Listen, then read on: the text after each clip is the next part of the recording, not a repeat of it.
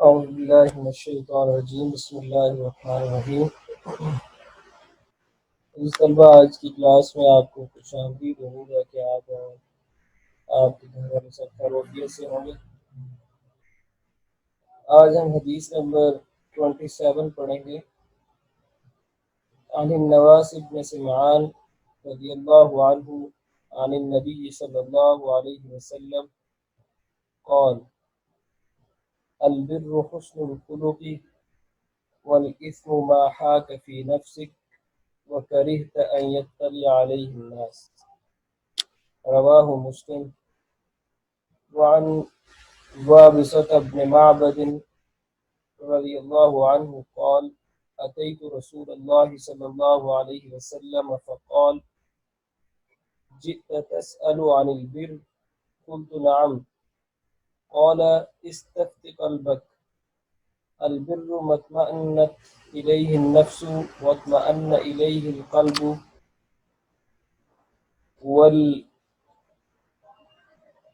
والإثم ما حاك في النفس وتردد في الصدر، وإن أفتاك الناس وأفتوك، حديث حسن رويناه في مسندي الإمامين أحمد بن حنبل والدارمي بإسناد حسن۔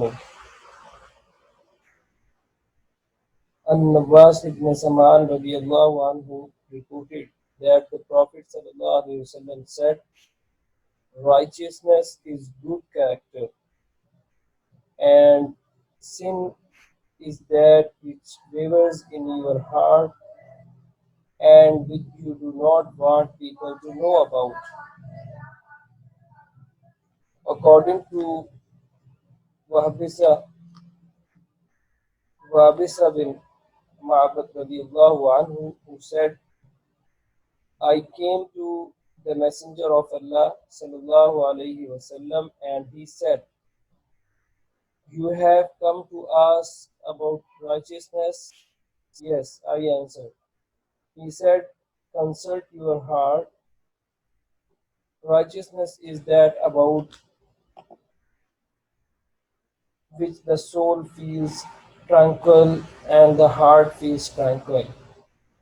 And sin is what creates restlessness in the soul and moves to and fro in the breast. Even though people give you their opinion in your favor and continue to do so.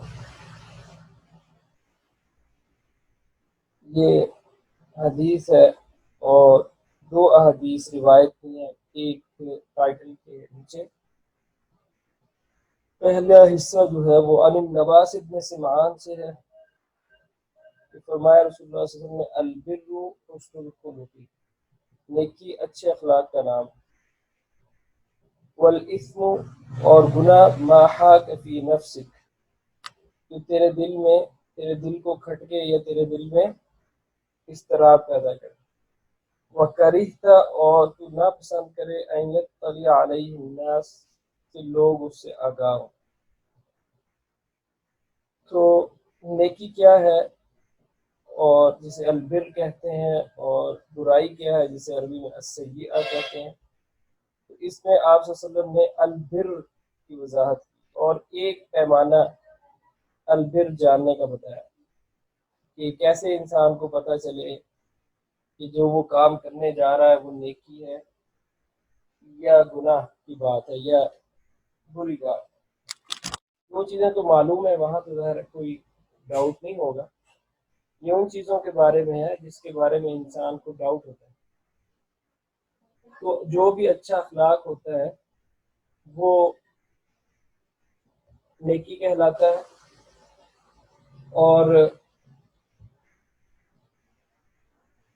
جو گناہ ہوتا ہے وہ ہر وہ چیز ہے جو انسان کے دل کو کھٹکے، جو بندہ مومن ہوتا ہے اس کے دل کو وہ چیز کھٹکے، اور انسان ناپسند کرے کہ لوگ اس کے بارے میں جانیں۔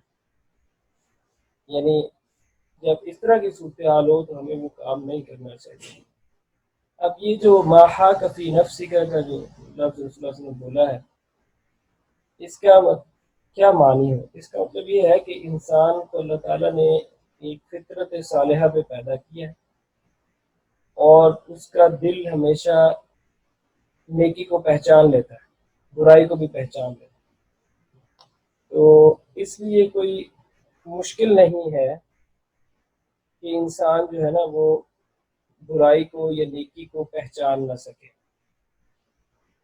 اور اسی طرح ایک کرائٹیریا یہ بھی ہے کہ جب ہم کوئی کام کرتے ہیں تو اگر ہم نہیں چاہتے کہ وہ لوگوں کے سامنے آئے تو سمجھ لیں کہ وہ بھی صحیح کام نہیں ہے۔ اگر وہ صحیح کام ہو، جائز کام ہو، تو ہم کبھی بھی اس کو کرنے سے نہ ہچکچائیں۔ اور حدیث کا دوسرا حصہ جو ہے، وعن وابصۃ بن معبد رضی اللہ عنہ قال، وابصہ صحابی ہیں، وہ کہتے ہیں کہ میں اتیت رسول اللہ صلی اللہ علیہ وسلم، میں رسول اللہ علیہ وسلم کے پاس آیا، فقال، تو آپ نے کہا، جئت تسأل عن البر، کیا تو اس لیے آیا کہ نیکی کے بارے میں پوچھے؟ قلت نعم، میں نے کہا جی۔ قال استفت قلبک، اپنے دل سے پوچھو، اس سے فتویٰ لو۔ ٹھیک ہے؟ اس سے مراد یہ ہے کہ یہ نہیں ہے کہ جو معلوم چیزیں ہیں ان کے بارے میں ہم دل سے فتویٰ لیں۔ مثلا نماز کا حکم ہے تو ہم دل سے پوچھیں کہ بھئی نماز پڑھنی چاہیے کہ نہیں، یہ معلوم بات ہے۔ وہ چیزیں جو شرعی اعتبار سے غیر مفہوم ہے اور فوری طور پر آپ کو ایک ایسی صورتحال کا سامنا ہے جس میں آپ کو شرعی حکم معلوم نہیں ہے، یہ اس صورتحال کے لیے ہے کہ پھر اپنے دل سے پوچھو کہ یہ کیا ہے۔ البر مطمئنت الیہ النفس، نیکی وہ ہے جس کی طرف تمہارا دل یا تمہارا نفس مطمئن ہو جائے۔ مطمئن الیہ القلب، اور تمہارا دل مطمئن ہو جائے، یعنی وہ بات جس پر تمہارا دل مطمئن ہو جائے اور تمہیں کوئی دھڑکا نہ رہے، وہ دیکھیے۔ والاثم ما حاک فی النفس، اور جو ہے گناہ وہ نفس میں اضطراب پیدا کر دیتا ہے، اور تردد فی الصدر، اور دل میں جو ہے وہ وسوسہ یا کہنے کے شبہات ڈال دیتا ہے۔ ٹھیک ہے؟ تو یہ معیار ہے اس صورتحال میں جب انسان کو کسی معاملے پر شرعی حکم معلوم نہ ہو، تو اللہ تعالیٰ نے انسانی دل کو، انسانی فطرت کو یہ صلاحیت دی ہے کہ وہ اچھائی اور برائی میں تمیز کر سکے۔ بعض لوگ یہ کہتے ہیں جی کہ ہمارا دل نہیں مفتی ہے، ہمیں کسی سے پوچھنے کی ضرورت نہیں، وہ غلط کرتے ہیں۔ ٹھیک ہے؟ یہ عمومی بات ہو رہی ہے کہ جب کوئی ایسی صورتحال پیدا ہو جائے جہاں پر ہمیں شرعی حکم معلوم نہ ہو۔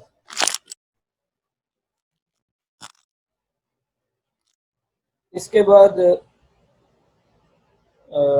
مزید جو ہے آپ نے فرمایا کہ وَإِنْ أَفْتَاكَ النَّاسُ وَافْتَوْكَ، اگر تو لوگوں سے پوچھے گا تو وہ تمہیں فتویٰ دیں گے۔ ٹھیک ہے؟ یعنی اگر بعد میں تسلی کے لیے تم لوگوں سے پوچھو گے تو وہ بھی تمہیں اسی چیز کے بارے میں فتویٰ دیں گے، ظاہر ہے جو اہل دل ہوں گے، جس چیز کے بارے میں تمہارا دل مطمئن ہوگا۔ یعنی کہنے کی بات یہ ہے کہ انسان کو جب ایسی صورتحال کا سامنا ہو جس میں وہ اس تلاش میں ہو کہ وہ جان لے کہ کون سی چیز حق ہے، کون سی باطل ہے، تو اس کو اپنی فطرت سے کام لیتے ہوئے اس کی پہچان کرنی چاہیے۔ تو یہ تھی حدیث نمبر 27۔ اس کے بعد حدیث نمبر 28 ہے،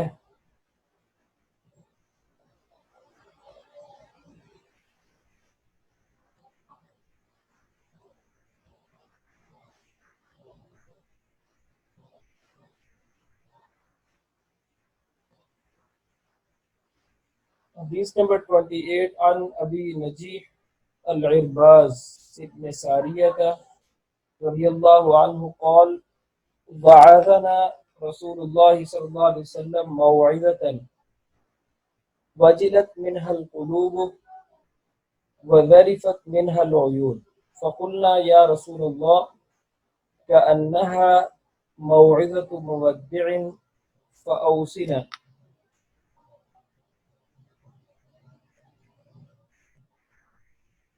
قال أوصيكم بتقوى الله عز وجل والسمع والطاعة وإن تأمر عليكم عبد فإنه من يعيش منكم فسيرى اختلافا كثيرا فعليكم بسنتي وسنة الخلفاء الراشدين المهديين عضوا عليها بالنواجذ وإياكم ومحدثات الأمور فإن كل بدعة ضلالة. رواه أبو داود والترمذي وقال حديث حسن صحيح. It was narrated on the authority of Abu Naji al-Irbad bin Sariya radiallahu anhu, who said, the Messenger of Allah sallallahu alayhi wasallam delivered an admonition that made our hearts fearful and our eyes tearful. We said, O Messenger of Allah, it is as if this were a farewell sermon. So advise us. He said, I enjoin you to have taqwa of Allah and that you listen and obey even if a slave is made a ruler over you. He among you who lives long enough will see many differences. So far you is to observe my sunnah and the sunnah of the rightly principled and rightly guided successors, holding on to them with your molar teeth. Beware of newly introduced matters, for every innovation, bid'ah, is an error.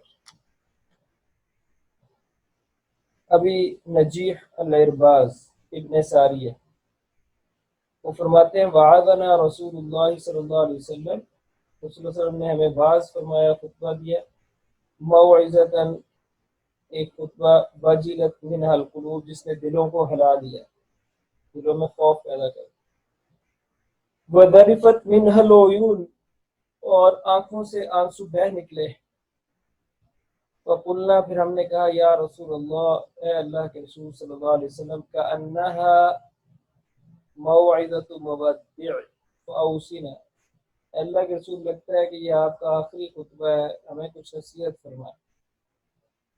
قال فرمایا اوصیکم بتقوی اللہ عز وجل، میں تمہیں اللہ سے ڈرنے کی نصیحت کرتا ہوں، یہ پہلی نصیحت، والسمع اور سمع کی یعنی سننا، والطاعتی اور اطاعت کرنا، وَإِن تَأَمَّرَ عَلَيْكُمْ عَبْدٌ اگرچہ تمہارے اوپر ایک غلام ہی کیوں نہ حاکم ہو، یہ دوسری نصیحت، یعنی سمع و طاعت، یعنی اپنے امیر کی بات سنو اور اس کی اطاعت کرو اگرچہ وہ کوئی عبد کو غلام ہی کیوں نہ۔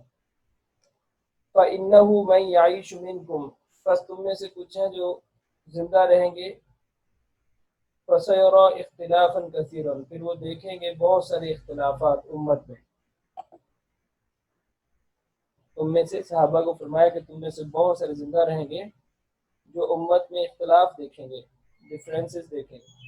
فَعَلَيْكُمْ، بس تمہارے اوپر ضروری ہے، واجب ہے، بسنتی میری سنت، وسنت الخلفاء الراشدین المہدیین، اور خلفاء راشدین جو ہدایت یافتہ ہیں ان کا طریقہ، یعنی میرا طریقہ اور میرے خلفاء راشدین کا طریقہ، اس کو تم نے پکڑنا ہے۔ عضو علیہا بالنواجذ، اس کو مضبوط دانتوں کے ساتھ پکڑ لو۔ وَإِيَّاكُمْ، اور خبردار، ومحدثات الامور، بدعات نئی چیزیں، دین میں نئی چیزیں، فإن كل بدعۃ ضلالہ، بس بے شک ہر بدعت جو ہے وہ گمراہی ہے، یعنی محدثات نئی نئی چیزوں سے دین کے اندر متنبع رہنا، ہوشیار رہنا، اس لیے کہ یہ جتنی بدعات ہیں یہ گمراہی ہے۔ تو رسول اللہ صلی اللہ علیہ وسلم نے اس میں جو نصیحت کی ہے اس میں پہلی چیز تو تقوی کی ہے، اللہ سے ڈرتے رہنا، اور دوسری نصیحت کی ہے سمع و طاعت کی، اپنے امیر کی بات سننا اور اس کی اطاعت کرنا، اگرچہ وہ کوئی عام آدمی ہی کیوں نہ ہو، لیکن اگر وہ شرعی تقاضوں کے مطابق حکم دیتا ہے، شریعت کے مطابق چلاتا ہے، تو مسلمانوں پر اس کی اطاعت واجب ہے۔ اس میں حکمرانی کے لیے یہ جو ہمارے ہاں معروف ہے کہ شاید قبائلی تھا اور اسلام نے بھی اسی نظام کو برقرار رکھا، نہیں، اسلام نے تقوی کو معیار بنایا اور شریعت کو معیار بنایا کہ کوئی بھی حکمران ہو سکتا ہے مسلمانوں کا، شرط کیا ہے کہ وہ لوگوں کے درمیان اللہ کی شریعت کے مطابق انہیں بلائے۔ پھر فرمایا کہ تم میں سے بہت سارے زندہ رہیں گے، اور یعنی اپنے صحابہ سے جو اس وقت موجود تھے، اور اختلاف دیکھیں گے بہت سارا، بس تم پر ضروری ہے ایسے حال میں کہ تم میرے طریقے کو اور میرے خلفائے راشدین جو ہدایت یافتہ ہیں المہدیین، ان کے طریقے کو عضو علیہ بالنواجذ، اپنے دانتوں کے ساتھ مضبوطی سے پکڑ لو۔ اور چوتھی نصیحت یہ فرمائی وَإِيَّاكُمْ وَمُحْدَثَاتِ الْأُمُورِ، دین میں